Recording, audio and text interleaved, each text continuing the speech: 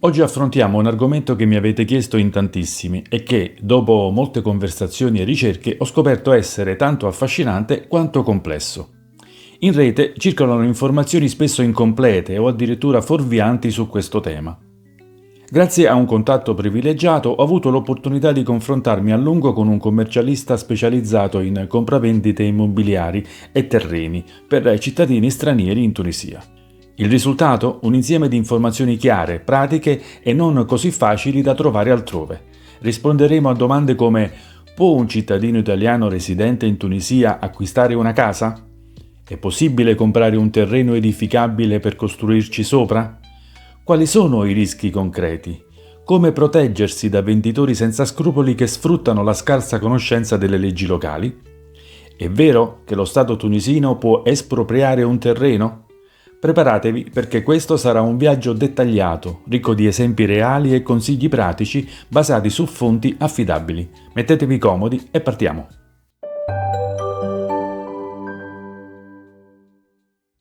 Iniziamo con una domanda fondamentale. Un italiano può comprare una casa o un terreno in Tunisia? La risposta breve è sì, ma ci sono regole precise da conoscere e seguire. La legge tunisina distingue chiaramente tra due tipi di terreni, agricoli ed edificabili. I terreni agricoli, scordateveli, un cittadino straniero, anche se residente in Tunisia da anni o sposato con una persona tunisina, non può acquistarli. Al massimo il coniuge tunisino potrebbe intestarseli, ma affittarli per un periodo massimo di 3 anni è l'unica opzione per uno straniero.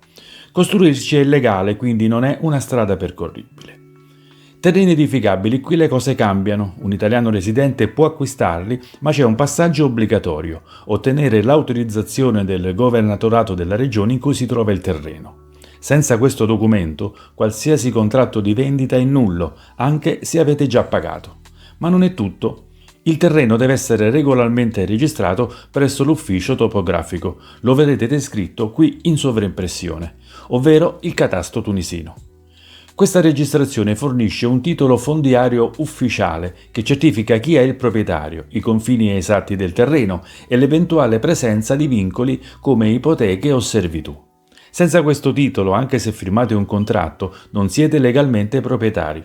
È il vostro scudo contro problemi futuri, quindi non sottovalutatelo. Un punto importante da chiarire riguarda i requisiti per l'acquisto in base alla residenza. Se siete residenti in Tunisia, vi basterà una dichiarazione della vostra banca tunisina per procedere con l'acquisto di una casa o di un terreno edificabile. Se invece non siete residenti, la procedura è più articolata. Dovrete ottenere l'autorizzazione della Banca Centrale Tunisina, aprire un conto corrente per non residenti, meglio se in dinari convertibili, e presentare una dichiarazione della vostra banca italiana che attesti il bonifico della somma necessaria per la compravendita. Questi passaggi valgono sia per l'acquisto di una casa sia per un terreno edificabile. Passiamo ora ai rischi che un italiano potrebbe incontrare comprando una casa o un terreno in Tunisia. Essere residenti offre qualche vantaggio rispetto a un semplice turista, ma non elimina le insidie. Ecco i principali ostacoli. Tempi burocratici. L'autorizzazione del governatorato può richiedere mesi, a volte fino a 6, e in rari casi potrebbe essere rifiutata, ad esempio se il terreno si trova in una zona considerata strategica. Immaginate di trovare una villetta da Mamet, versate un anticipo, ma dopo 6 mesi scoprite che l'autorizzazione è stata negata.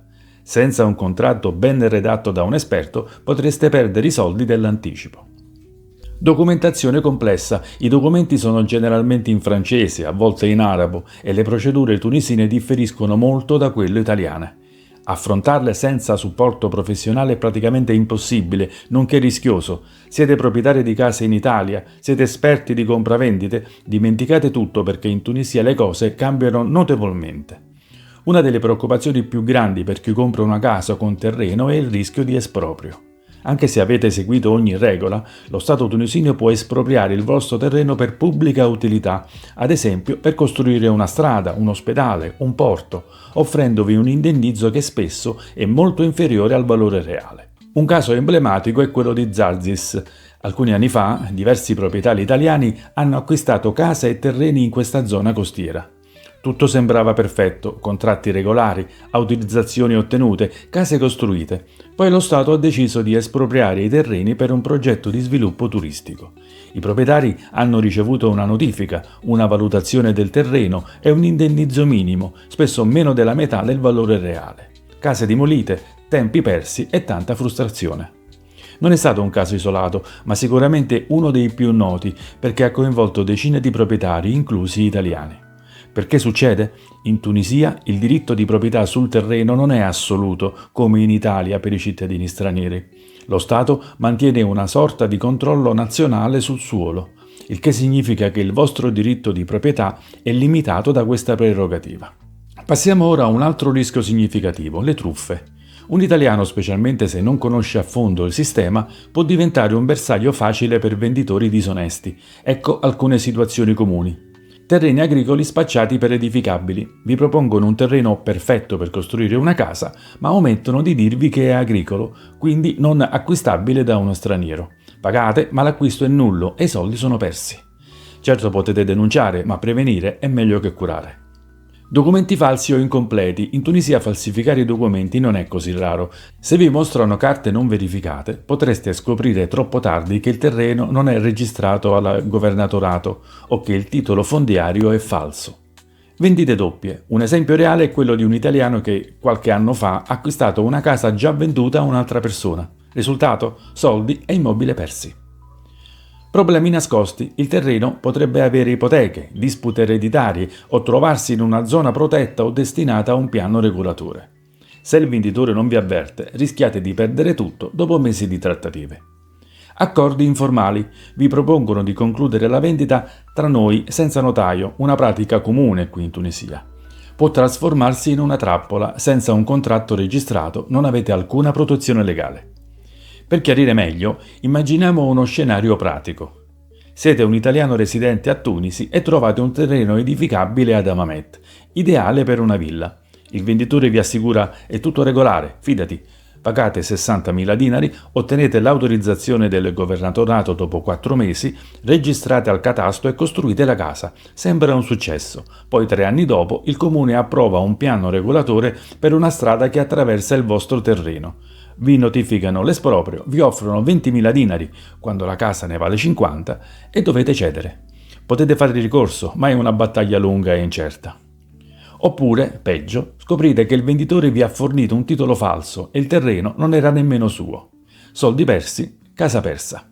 Non è solo teoria. A Zazis, come accennato, alcuni italiani hanno vissuto un esproprio forzato negli anni 90 per un progetto turistico. Avevano comprato terreni regolari per costruire villette, ma un ampliamento della zona turistica ha portato a espropri, demolizioni e indennizi irrisori. Il sogno di una casa al mare è svanito in un attimo. È possibile evitare questi problemi? Non del tutto, ma si possono adottare strategie per ridurre i rischi al minimo. Non voglio allarmarvi, il mio obiettivo è darvi le informazioni che spesso vengono taciute, anche da alcune agenzie immobiliari che tendono a minimizzare i problemi. Ecco quindi i consigli pratici per proteggervi. Verificate tutto, richiedete una visura catastale per confermare il titolo fondiario e l'assenza di vincoli, come ipoteche o servitù. Affidatevi ad un notaio esperto, in Tunisia è obbligatorio per gli stranieri, e un buon notaio vi guiderà attraverso autorizzazioni e registrazioni. Niente anticipi senza contratto ufficiale, non versate denaro senza un documento registrato.